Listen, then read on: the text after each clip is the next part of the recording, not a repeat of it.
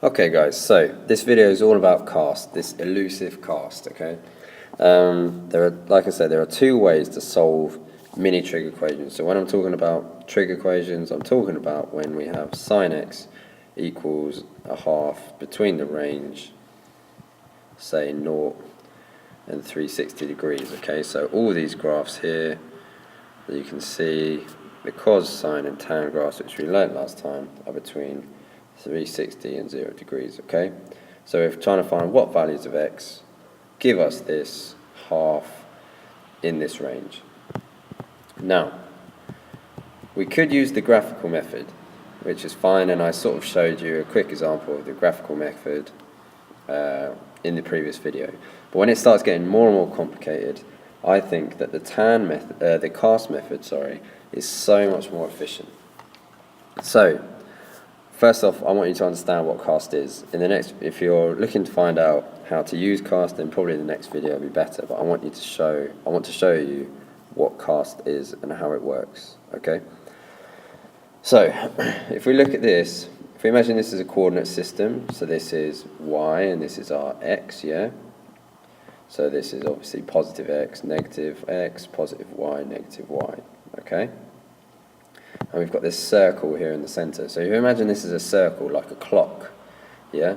And this line here is the hour hand, but of course it's the radius of the circle, isn't it? Yeah?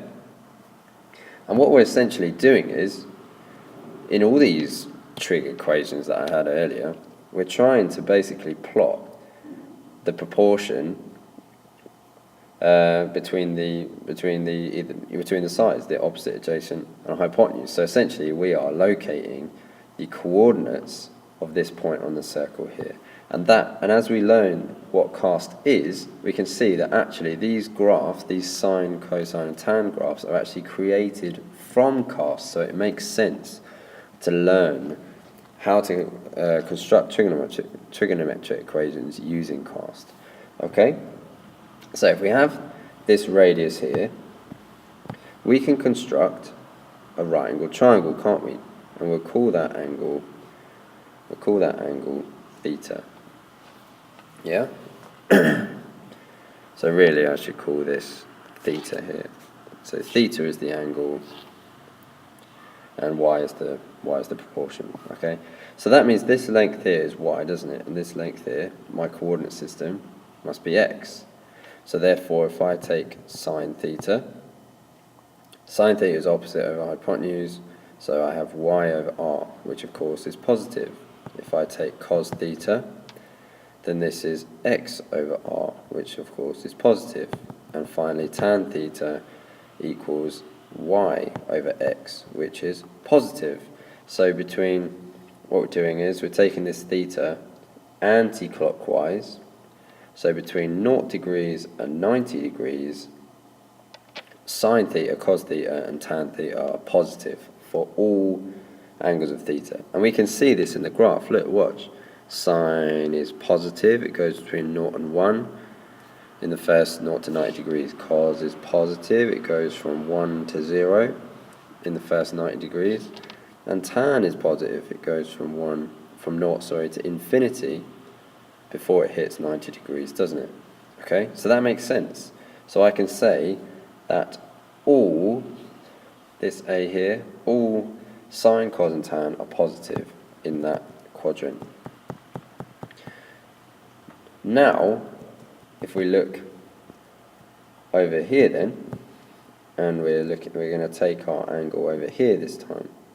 So here we still have r, and this time our theta has gone anti-clockwise this way.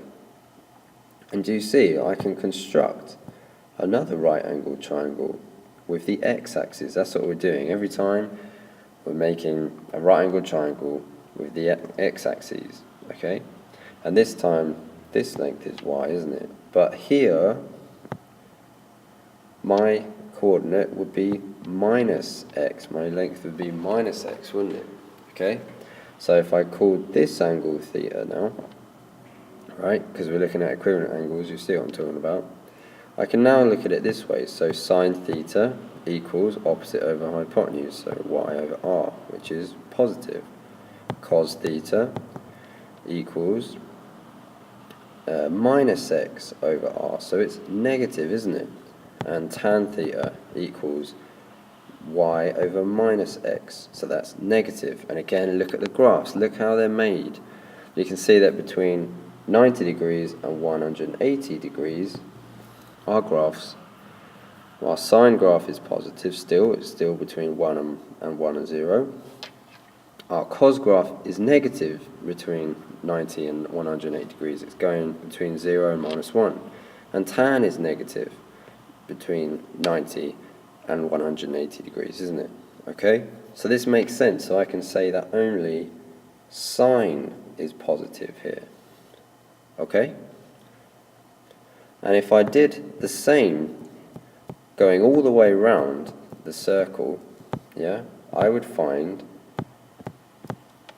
that tan is positive only here and cos is positive only here. And if I look at the graphs, this makes sense. Okay, so I want us to actually start using the cast system and actually to solve equations.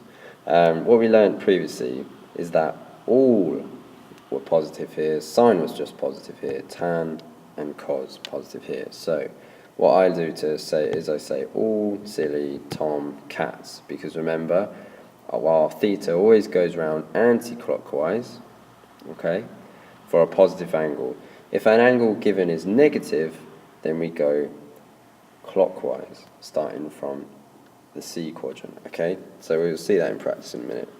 But what I want you to do is, I want you to see why this is helpful, really, and why the period is so essential. So, again, if we looked at let's imagine this is our circle, and now we're taking a bird's eye view of a drill, yeah?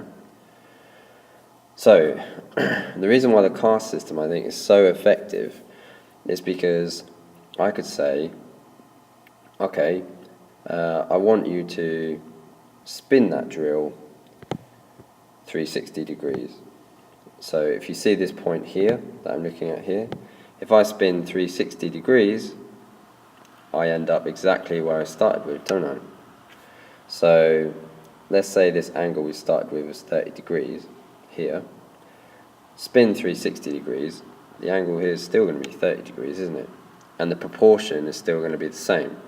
This makes sense. This makes perfect sense because the graph, if we looked at the graph, it repeats itself, doesn't it? So if I imagine where this is useful, I can say maybe I could program a drill to do so many revolutions and end up at the same point, okay? Just one example of where trigonometry could be helpful in the real world, perhaps. But let's actually start using this then to solve trig equations. So, this time I've got a mini trig equation, sine x equals a half between 0 and 360 degrees. Right. What I'm going to do is I'm going to show you my cast system. This is how we solve it, okay? First step, principal value.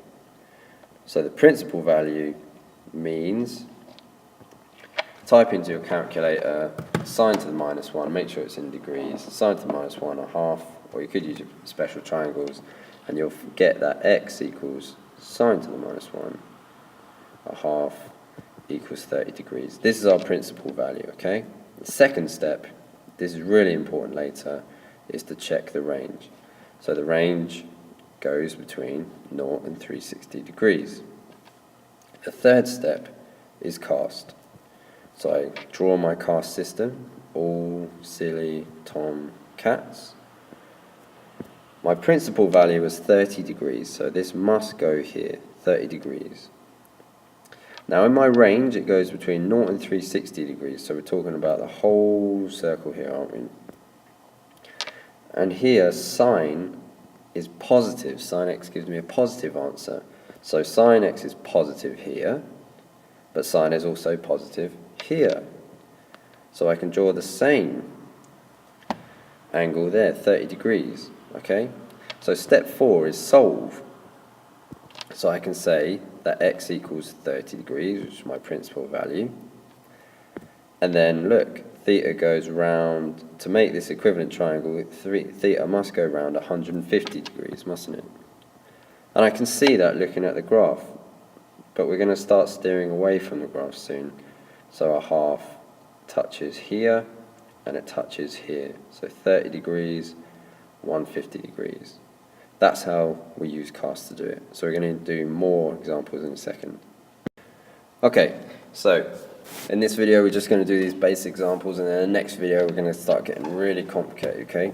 So I've now got this mini trig equation, cos x equals 1 over root 2 between 0 and 360 degrees. So step 1, always, principal value. So the first thing that comes up on your calculator, x equals cos to the minus 1, 1 over root 2. Could use special triangles. I'll just put it in a calculator to get us in the habit. 45 degrees. Step 2, check range. So I want you to always write these steps 1, 2, 3, 4, and you will not go wrong, I promise you. The range is the same, 360 degrees. Step 3, cast. So let's look at cast. Ball, silly, tom, cats. Okay, first principal value is 45 degrees. 45 degrees. But here, cos is positive, so the only other place cos is positive is here, isn't it? So I make the same angle between there and there. And then step 4, solve. So x equals the principal value, 45 degrees. And also, if I go round anti-clockwise, I'm going round 360 degrees minus 45 degrees. Remember, we're making triangles with the x-axis. So to get to this point here, I must have travelled 315 degrees. Both of these are in our range, and there we go, we're done. Okay, let's do some more examples. Right, so this time I've got tan x equals root 3, so I want to solve it between this range. Okay, the ranges are going to start changing in the next video. Okay, so number 1, principal value, again. Okay, so x equals tan to the minus 1, root 3, could use special triangles, but let's do it. Tan to the minus 1, root 3 equals 60 degrees. To always check range, don't be lazy, do the 4 steps, okay?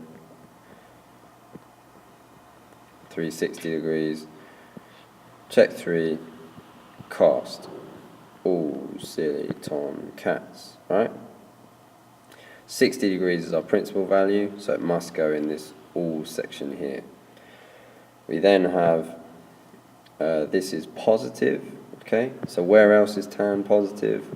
Well, it's in the third quadrant here, so 60 degrees here. So therefore, step 4, solve. I have x equals my principal value, 60 degrees, and then theta, anti-clockwise, goes all the way round. It must go round 240 degrees, mustn't it? Okay? And then we're done. Because both of these values fall within our range, okay? They fall within our range. That's the most important thing. And remember how these relate, how this whole thing relates to the graph, okay? Cast maps the graph out. So if I drew the graph, I could see exactly what's happening. Because look, here's the cast, here's the tan graph, dot, dot, dot, dot, dot. Tan graph, dot, dot, dot, dot, dot, dot. Yeah? If I go at 60 degrees, that falls, well, if I go at root 3, which is approximately 1.73, so if I go root 3, which is here, hits here, that's 60 degrees. It hits here, which is 240 degrees, yeah? And then it would continue as long as the range is given. So don't forget, cast relates to the graph, but the cast mechanism means I don't have to draw the graph every time, okay?